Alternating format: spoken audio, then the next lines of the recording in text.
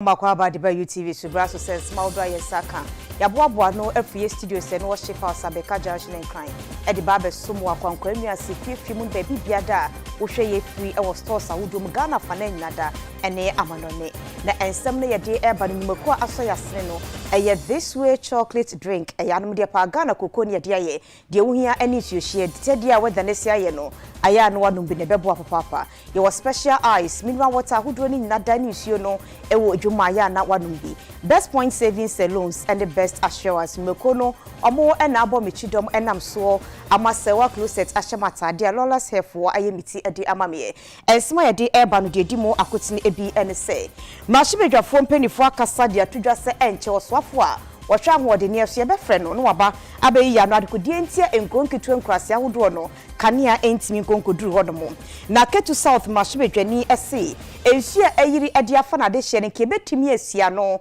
na so aban ayehwe hadodo ntia aban kanya ne ho no wonye adwuma beboa ma aniema akoye ye de ani beche mu mfimfiri mantemu ne mfimfiri mantemu no ena ba betudwa se enchense ye de bodai so aye de ba bebo school dai so no akrofo bi akwakowi a ehun sensem ababe ye deja ne yatoa so akọ Nigeria memo mampanyi kire mu se eye anti corruption body ba ko a wo hwebo ma yakuti akatachi ne panyina wada no na dwuma enso ani enu nti wapamo no edi no afri di breso ensam no ebika hodo hwe ba kontam ena akuaji wakode me de ba beso mu afensam no enchire mu emie Oswafa wono ena ejiremu ma adehye mu Ketu South abato pesua ne so eye ma megifa ablagomashi na wakọ ne pesua ne so akwa akohwe sadia ensu etoye yirifa adehye no wahaw na no din esitie na bra wakasa no de tudwa kire mu sei ebe na watwemienu ena ensu ati ego wo ne pesua ne so ama ensu yirafo wo na kasa ade wese no ka ba ma ne ni bre ya ankobetimi asia no anka ensu ni krampo ema wose nipa be 5000 no munya baabi entia wasra ba ne so wonya bibi fa entem so anya sa wo haw no anobeye den meka se na watwe miensa momni na menya call free constituency no ho se ensuo atoama entime mene nti meye madwen se ne o se mekohwe nti mekoe na mekoe no mrowa omodam nyina ye ma ne nsuo na me kope bro kakra ne amo na me kochema omo na me back to Accra because na parliament bebue until last Friday na me sanya calls frantic calls and na me sensi mo koe na we dia me kono me the journalist koe said that would be the third week na asemi ye fra me wo ho and na me ne nadmofo ne MC akasa It's me send media for me boamena they should put it out there. Na ye koe no honestly na ehu kakra. Obi a wo mempoano a me hu nsuo na me suru de na wo sensuo no na atai ho ankasa. Me hye Wellington boots but nsuo ni timi wura mu. Nti na wo hwa na no aye den kakra. Nsuo no there may be many factors. Global warming, climate change, lagoons na yentimi dredge no ena efia atai gata kakra wo ho no so a choke any culvert mu aye mantinsuo ni nya kwantini nyina are all part of the reasons why I feel say ensuo na agi corona fasa no na 3 traditional areas the most hit will be Agbozuma, which is in the middle me constituency you go from Kliko to Agbozuma to Aplawu Inti Agbozuma na center na ehu ankasa as much water was street no so were in people's rooms, their bedrooms, their kitchen, their living room bebia ninsu ajeho schools, churches bebia kamenya meje nipa no kra kogu no eho nyina yema inti na atom aye atetesam it is your more responsibility say we are NADMO coordinator and our regional NADMO coordinator and our national NADMO coordinator na say wuntimi enya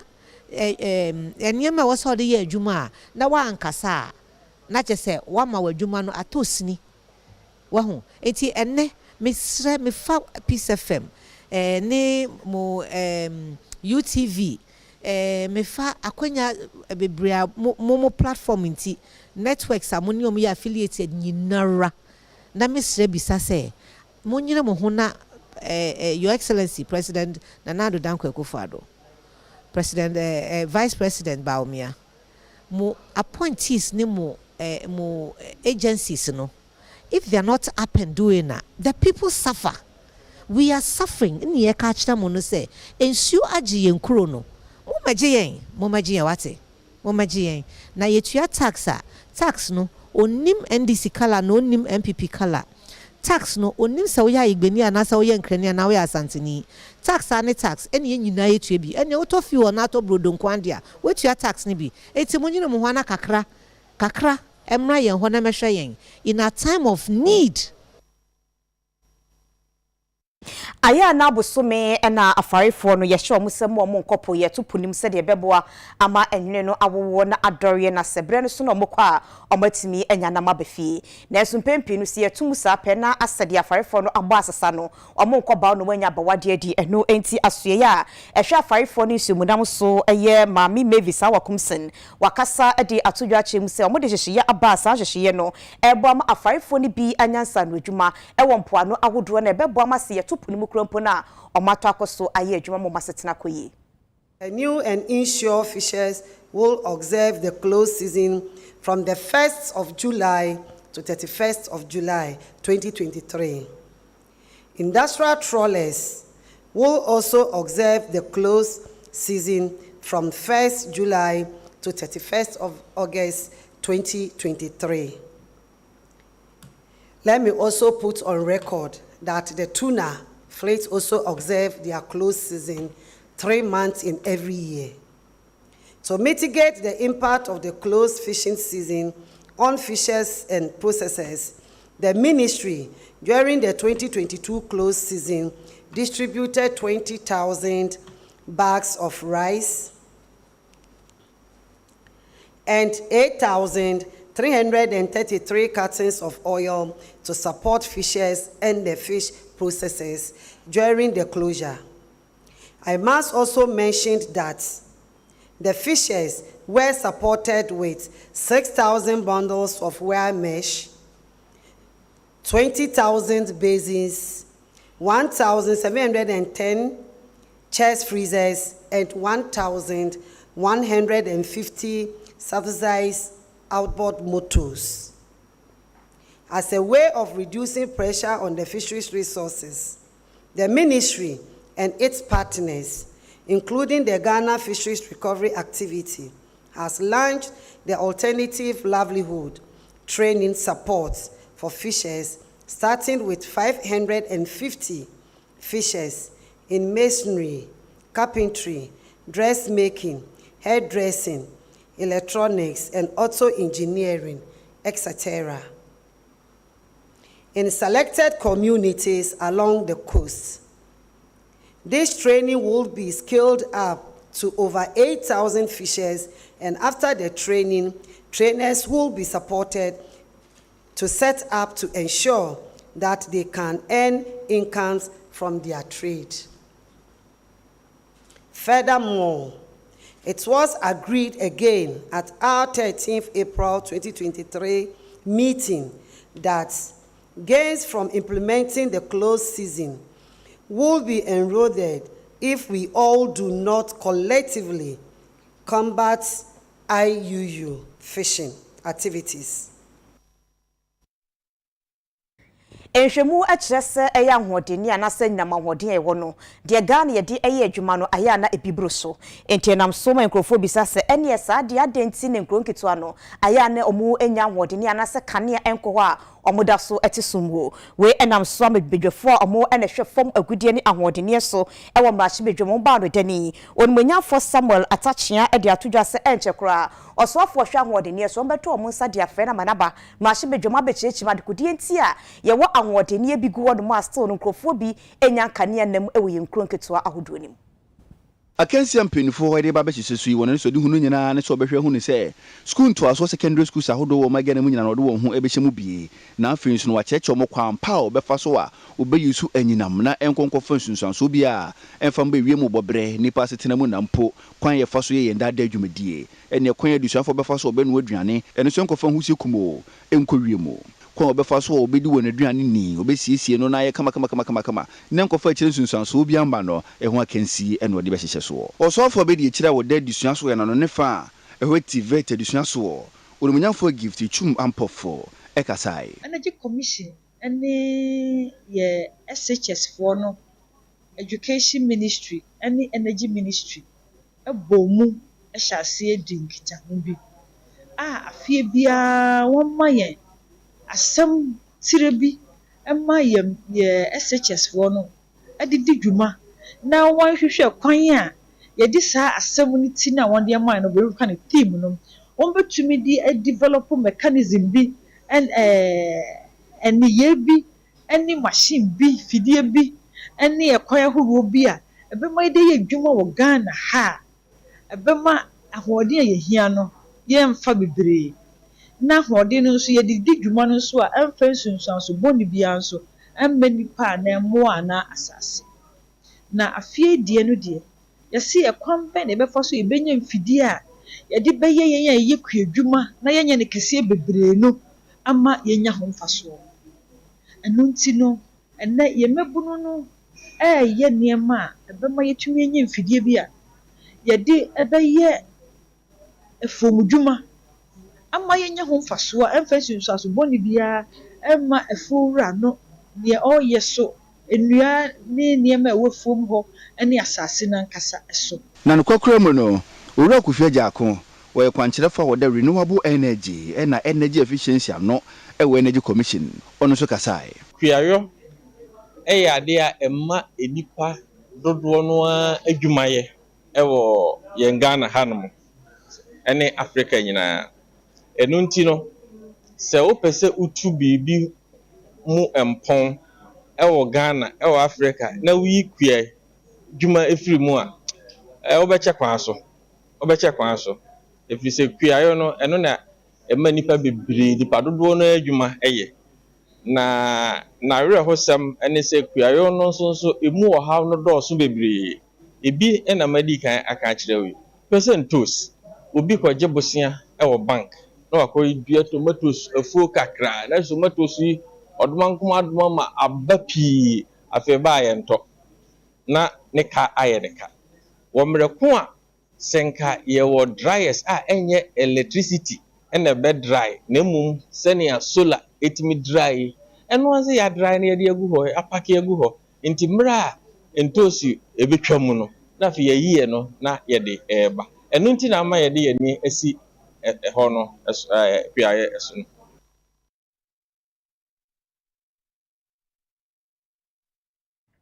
na kani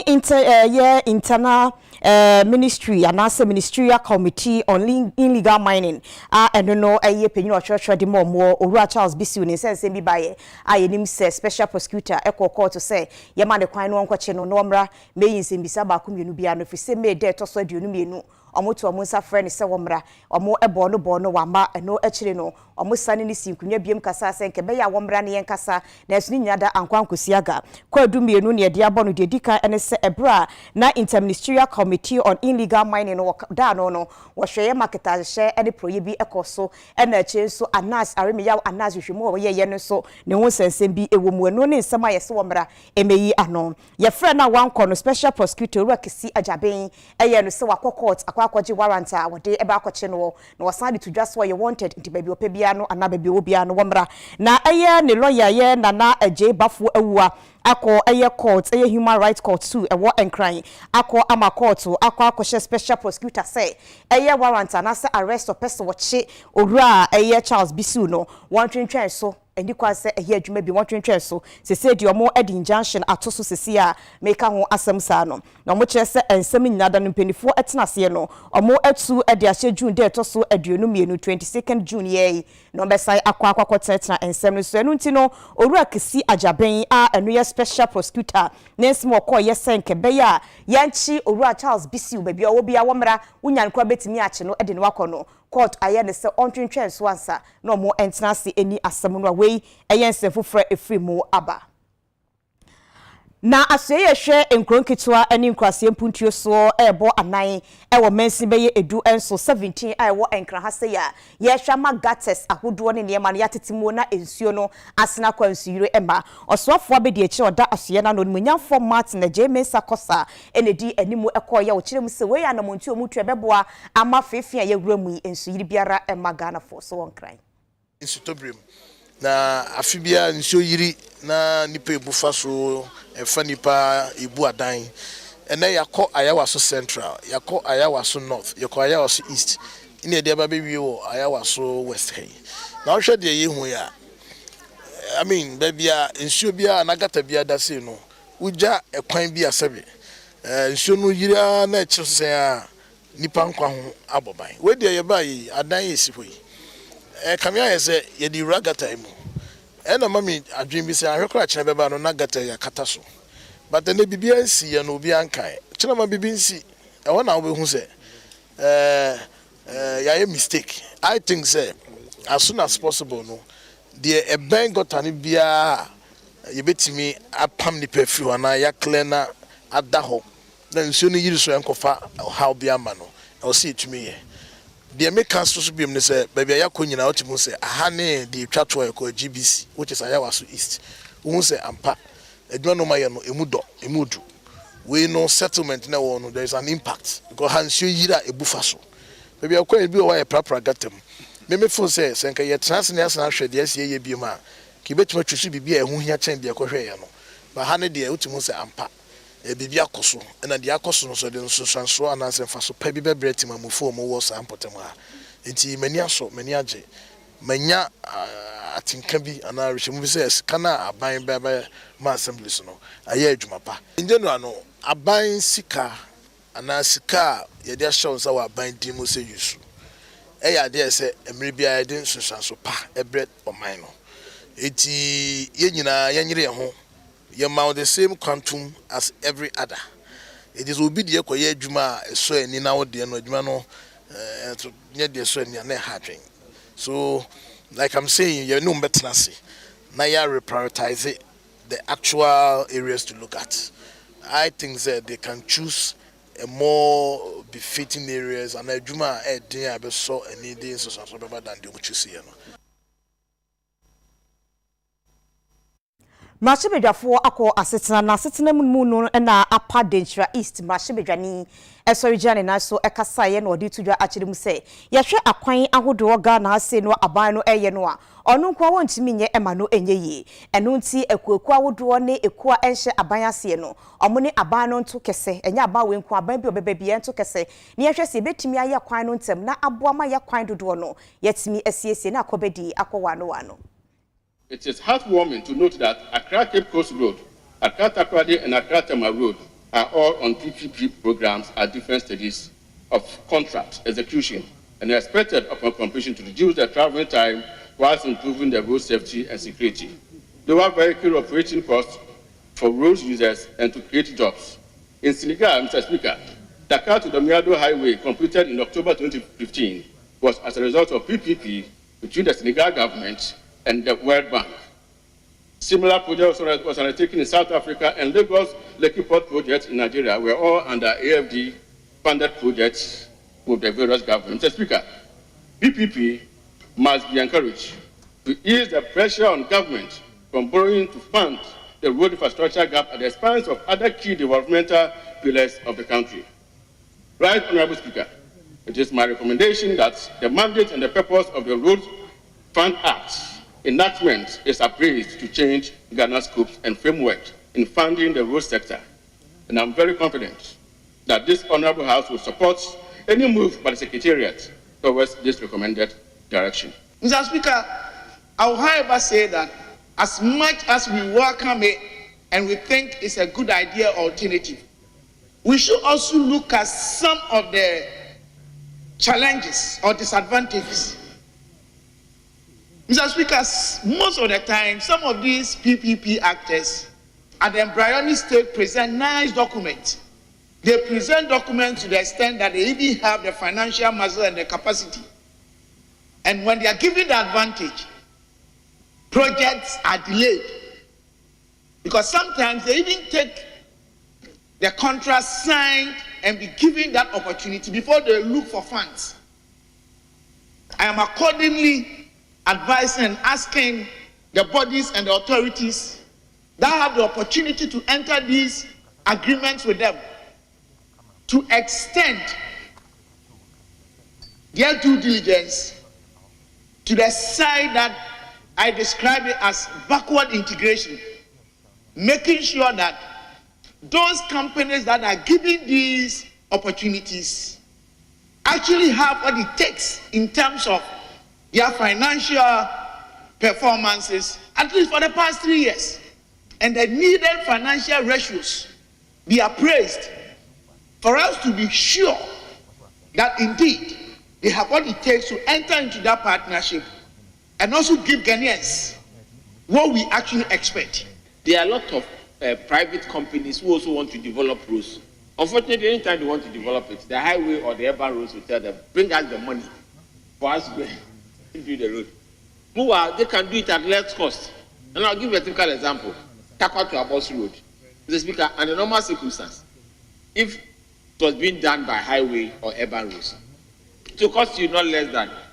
1 million per kilometer. You were able to do their own for $27 million for the 33 kilometers of road. So basically, it shows that we can do it at a cost effective than all this bureaucratic, pricing that gets into it because of the fact that it might be paid late. So I strongly believe that if we are able to take this roads project as a parliamentary issue, I believe that we should be able to sit down as Parliament, listen to people, and come out with a certain direction in making sure that we can get more roads. Because as MPs, one of our biggest challenge we have in our constituency is roads. Mr. Speaker, it's just roads everywhere, even in the cities. It's a headache. Now, consumer price index and inflation no made the no penny for adan wedi ewo Kumasi Technical University no asante mantemu abanku ntebu adwuma no penyina wada no obemfo Samuel Kobna enim ene kwhwe ma adwumadi ni course no ene odi tudwa akire mu se eye enema bo wa afi emu no eye yie to yie no mebu some no emu epejaye de kohamu nchemu aduana mienu ene akiripo ohunu mienu 42.02% na eno chese ekosoro echen afase die no a emu ekosoro hamu nchemu aduonu nso ene akiripo no ensia wase baabia ne die pejaye pa no eye Western North mantam ni mu a eye hamu nchemu aduosia mienu ni akiripo ohunu enum na asante mantena na enema bo no efo a eno ye hamu nchemu aduasa ba ko ne akiripo ohunu 31.0%.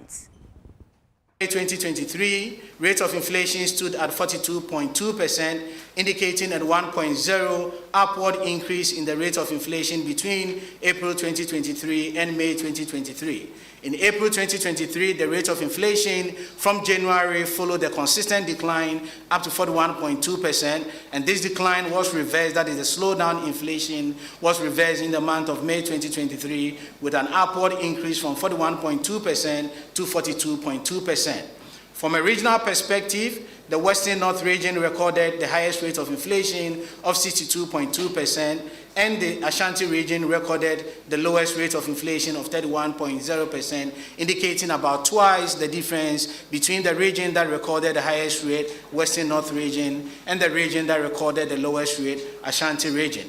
From a food and non-food perspective, we have for the first time in several months recorded a very high variation between food and non-food inflation, with food inflation standing at 51.8% for the month of May 2023, non-food inflation 34.6% for the month of May 2023. We see an upward increase in food inflation from 48.7% that was recorded in April 2023 to 51.8% for May 2023. Contrary to that, we see a decline in non-food inflation. In April 2023, non-food inflation stood at 35.4%, and this has inched up by 0.8 percentage points in May 2023.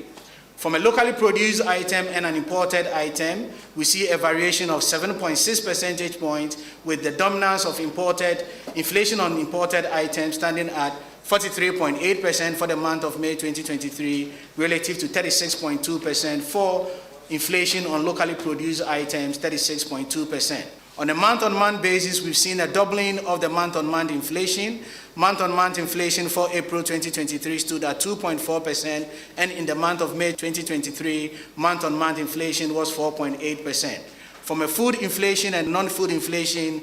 on a monthly basis, we've seen a variation of 2.7%, as food inflation stood at 6.2% relative to non-food inflation 3.5%. We end today's release with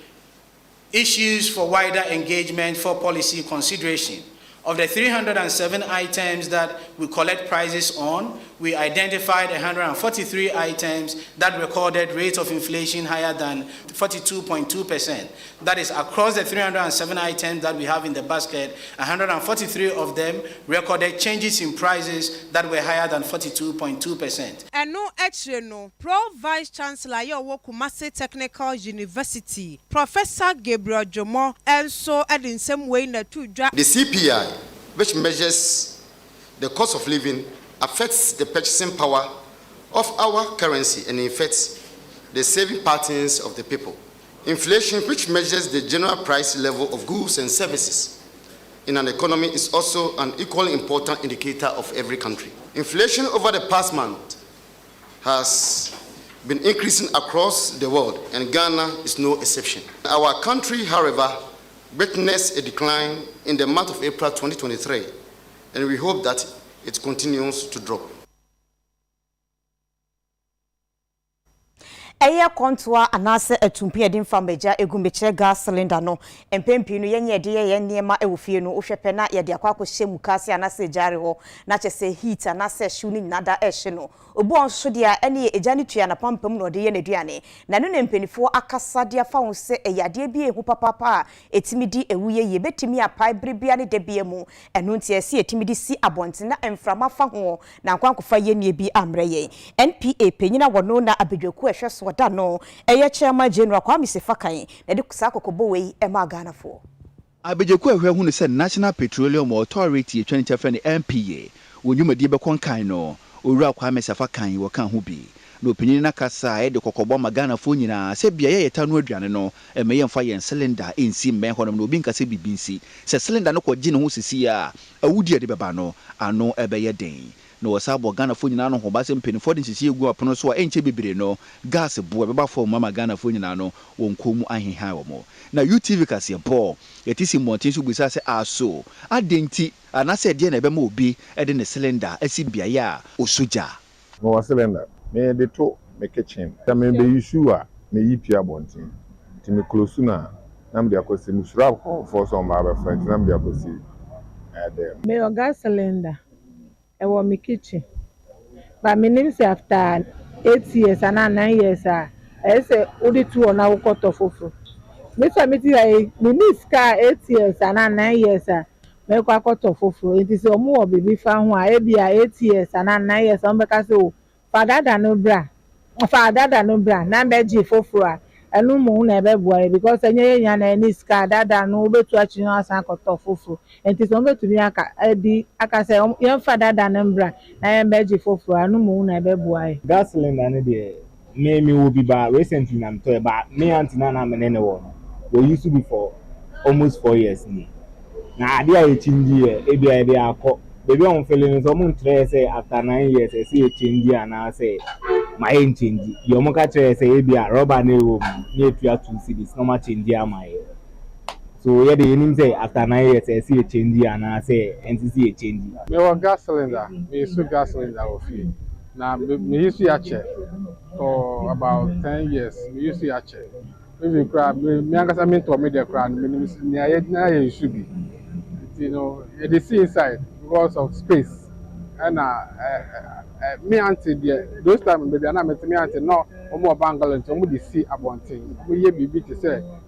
concrete round one we no dey see abontin omo say only dey see far than say we see inside but I know there who do for gas see abontin we be far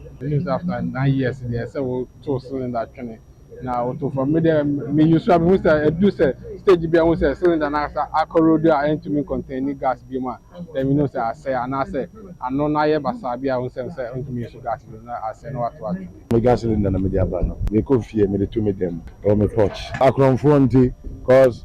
akrɔmfoɔ no ɔma dɔɔso paa akrɔmfoɔ no ɔma dɔɔso te sɛ mese mɛkipu wɔ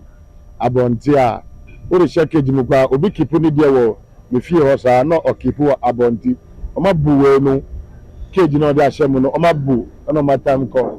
nti bɛta no mede bɛto me pɔkye hɔ na mahwɛ sɛ adeɛ biara ɛnni hɔ a ɛbɛtumi agya bɛtumi aka no ama no de biribi aba nti baabi a mede to no me make sure sɛ space ɛwɔ ho a ɛntumi mfa agya hye biara ɛmba me start use me cylinder no 8 to 9 years nie. Ensentro fa ahodie ene nipa fa ahodie na afensu nsem ye kasantwie eba ye kamami ka bi democracy ni nipa dodo ho sibadie no a aya na eho senken na kwakoye kana kakra ese echiechie mu ne nkofo te ase no nti Media Foundation for West Africa enfinhia aduonu enum 25 no omo ahwe nkasa hodwumedie meche forum ede afa ho a kire de betimi aye beboa ye ma ensentro fo ni wiase nada ne Ghana yenya fa ahodie a ebema kamami ka bi awiemudie. Media Foundation for West Africa ede wontuma abo National Peace Council, National Media Commission na National House of Chiefs dianoa wode nsentwerefo nhyiamu ahyehye so na nhyiamu yi protocol ceremony wode to so in hate speech and democratic consolidation in Ghana. Kwanchefo penyina wode Media Foundation for West Africa no Ora Suleiman Abrahima ne kasaye mu no na wo chirim se ofasa din firi se opeso ofaso no de bon sentwerefo nyina kokko se wonum nsem ebetim da sundwa bananum kro na nsem soso no ebetim de wo hawa benta ya wo hwe hu ne se obeka nsem a ede abotoye mu we na sundwie ebeba yenimiesi wo Rwanda 1994 yenimiesi wo Kenya 2007 2008 even Montreal Cote d'Ivoire kra no yenimia esi 2010 2011 ya ede basabasa yo ebewi ase no nipa bebre efa mu hwere wo mu nkwa ebra yedi emfie aduasani ye ka bi ma menka bi na ye kɔ yanim ya abato kase enso da yanim next year yi ne fi se ebehi ase ebeba together ebekika ho abom ne aba beto adwen na yetu ye ho fo na fe obroni beka se one na wo se ye hyase ma ye ho efa nsunsuanso ase ya anhwe yi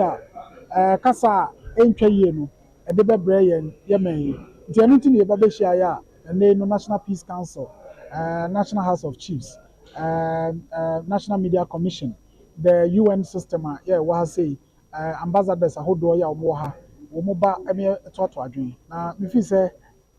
edwumedia akoyi ya say de nya e course way etu ye ho fo a em say bebo ama ye ka bi ma menka bi no etimi akona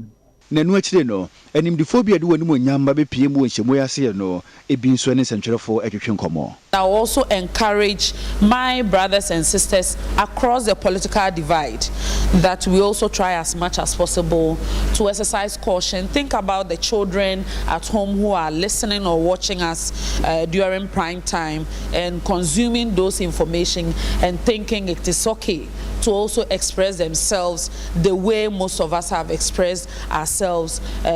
using the various platforms in the country. The entire America say hate speech undermine public trust and confidence in institutions. We take institution be to say electoral commission. We show electoral commission chairperson. In someone sometimes someone ignosophobia against the electoral commission. It be in semi-bikra undermines the own person as a head of the commission, and semi-bikra undermine the role of electoral commission to be an objective institution to supervise elections in the country. Yes, Anna GDA. Our institution say betumi have a objective conduct of our elections. We share judiciary in some way you can fight judiciary, in some way you can tear the judiciary, especially judges. Yes, Anna judgment be on no. Nkofo kwan enya gidi ewo mu say judgment no man making kwan is based on law, but nkofo be feel say bia omo favor one party against the other because of the perceived bias of that particular judge. It's a yes and no institutional yes set say among share issues around adjudication of cases institutions are ya set up some protect your democracy. Yes, and a man for any GDA. Enkroto bi te se ahodwudobro ne ne akeka ho no mo akamuti apam ho ayeye kire ede atianse wo mo adoragiri mansin krupon assembly no no ewo afoye mantemu omonante se eyetie wo mo sesese wo hwe wo no mo payabo no a aya na omo tete won papa to no ma na ebo ni bia pai aba beto wo fie ne ye dede egu wasum okọ afomu nso ane ya ba wo ne ye payabo ne ye se wo no baye enti assembly no eto mo mo nya hwemfa hontie nei omo ayeye kire ede atia assembly nso mutu adamo ede ma yen ni oha kese pa ene se nkrofo nchense so obehu na woblase ya na akogu so ebetumi ebi wa nchense no so ya na akwakọ da nipa no asaso se onipa wo ha obehu ene oha kese pa ahia ne ye fa kwafuom yesu enya bibi di sese won ase kwan kwa ntimi nya ba bi mfa esese ye ne amanyina ye haban wafum no blast na obofi soro na aba sese ye ntimi nkwafum ti ye sra ban so moa na sa adwumadi na wo mudi wa ha no so won be stop on ama ye sa ye ni nya ye be ye ho ebi wo afun kura be so obo fifi soro na eba na se wo pe ba bi fa ye fia ye tim ye ndan nyina krake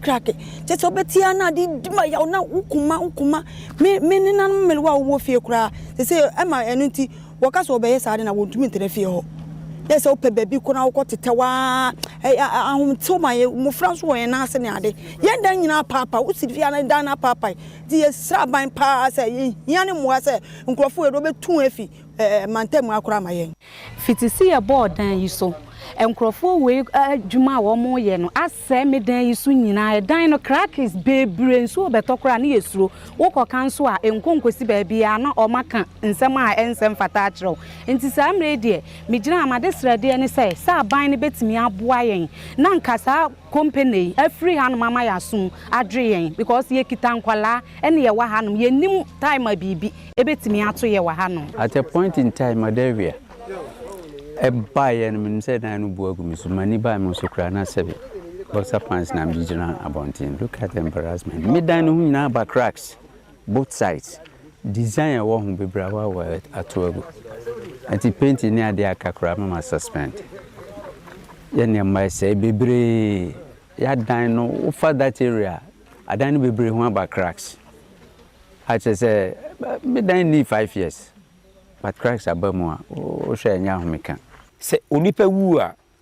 wotuwe sa me kan chese o medwane atoya me asaserman na me ko kan chire nipa ne se ne wawu no ye de ne ba back it was resolution by ampa me sign as an assignment to support the community so whatever the community that take decision bia no government e hwe no kan ho asem na nya adwuma timisa requirement nyama wo se wo hia ansa na wo ye adwuma ni nyina na ni nyina wo nga gidida na sese nyama ekoso no kire se adwuma na wo man no nga nye saa nyama no ti afem mu rider ena wo mo hwehwe saa eniama na wode eka adwuma no but so bia de na asase ama nipa foforo so wonfa nya adwuma wode be efse ne wo hia no wo se waje awie waje ne wo hia awie a ne aka enya wode ti ne aka enya wode de de ntina wo pese wode wa adwuma ye na wo ye no wode be ha onipa wo pese wode kum nipa wo empatema ntia ne de ne amanfo no ka no enya de amemefo kware ne so se me na bia me ne wo mo hihye nti mi gina o machi obribiem ya petition ye de bia ko this is assemble en son adwagire municipal no ye de bi ama institutions ayi nim se wom ene wotumi matumi ansa na kware adwuma abaso ye de ama won se ne be ya ni manim ya wobeba na ye no wom atenase ahwehwe eniamem efise ye ni ya wom paye obo na wom license be bia paye obo a e wo se unya buffer zone nti pese hwere nyina se saa ne mani na wo ye ansa no start adwuma na ana wo ma ye ya hwehwem ne on se won an ye de a na nya de a won sa beka biribia na meminim me no boundaries na me no mo wo ye blessing ema obo no fly call far away chese ba bia wo wo mtenity na tra nti sa tra de na chese you have trespass Gomwa Chapes eno no Gomwa Central Mensinim envimviri mantenum na ensama efi wo no aba ene se ye die basic school na wo no no emperifo abomoden abo school dare so kama ade echiye ne yekoya edan no ye tu nchens ni nyina defri so akonfaremfo abesi echire atutu nchens ni nyina akwakwotun wodi yense ntwe ni Jacob Kupi ene di nsem wosi echire a odi nchemu bae na nsen ye da sore na akonfo abefa ebotutu nchansini ne fa odeko obiara ante ho hwea na ye hu ho hwee na mususu de se nche oya na abatumi bobo ayan ne ye wo teachers bungalow wo ho na a teacher fu bi etiben school na nche dam ohawo biara no nche mususu de nka ontumemma nti damibiri etutosre hen na hen maame na eya na afi so hen GCE no wa mama dia mobo ayen na yentum ku school na no na wa mama me yenya bongro so a teacher fu bi botuma betem abin school amadam ohawo bi ansan ayede antwe bio school dan o wa botu chance ni nyinara se oye na school fu ye wo a teacher fu bongro bi wo ho a nko na madam se abanadam nti ye se na yizi do bohu ye mobor ni wa twe na yin oda hwe he ni wa be se school dan na ma he nsuruta mofre watim ewiarugba mofre watim obeye da mofre wanyan yije na wada ko school ma yeye na so abapa ma ye mai Ghana se ya kwai ma tie kogwa market mpo ye ntum ye ma ka duwa kunkwa ka fo yeye ti ye se na yizi ye se ya panichao onam de hoye corner school ni safe nti na otumi bandam no feeding program wo den den ye bi mo fai kogo na sabata lokọ na nya bibia amana order abofan osan be fie light so yin school mu ho nti ya pa ban chew onhwe no ma light wo ho ma ho ne nya kan ma ohaw da ma ntumamba because ye mpia biendu ni otoda ba asa ne yin ma wode be ye nti esra ne bebre yesra na na ya na onye ne mpanfo de wo mobo anye na omane ya ya mobo sese nsuruta moframa no guawiem ewiare gba moframa no guawiem adekro ha ya pass wo omanu mu ha mo wo kakran de moframa wo ba ha ma wasi yesha nti adore wo ye wo de bo oman wonye mfam wanye de moframa we didim de school ayi na wo ye nda mini nyina wonye manye nti ama ya moframa school no wanye nje ho school fee ya sade na ya na no dom wo mobo anye na wonye bi wa ha mo na ye bre ofra ho che ha mu nti ya batan no dura bibia afum ko na ade ya nkwa afum ni so a enyeye nti se de kakra ma abofra mo di ko school na mboa mofra ma nti wakaka ho kra na wa asan wa echi na wa abafie feeding program no enyanyan by na ya ombra mboboa ya ko PTA meeting so say normal football ni so a se oboa se nipa ni so a eduane na wo de baba na wo be hwe omo ho na wo de eduane na aba sisi school mu ho mo yenyin library se library ho a anka nkwala no ebi omo ma break obi bokwa ho no ekwakosuya ade library ni ho teachers staff ni ho no mo se omo esi be 2 rooms na 3 rooms esi ho no ma anka teacher bi botuma abetena ho anka sa chance dan yo mo etutu anka omo mbe mbotutu mfiri ho no obi ani ho no nti school ho no ayedin e ho ayesu nti na omo ebotutu chance dan no ko nti na na ya ehia ne mbo mba mbo ahen ye jina wese so ahome abakase ebo no ensi kra ye bape bongo difara wode agudie ai no sports e ba beto so wadaro menko bebia ye basisia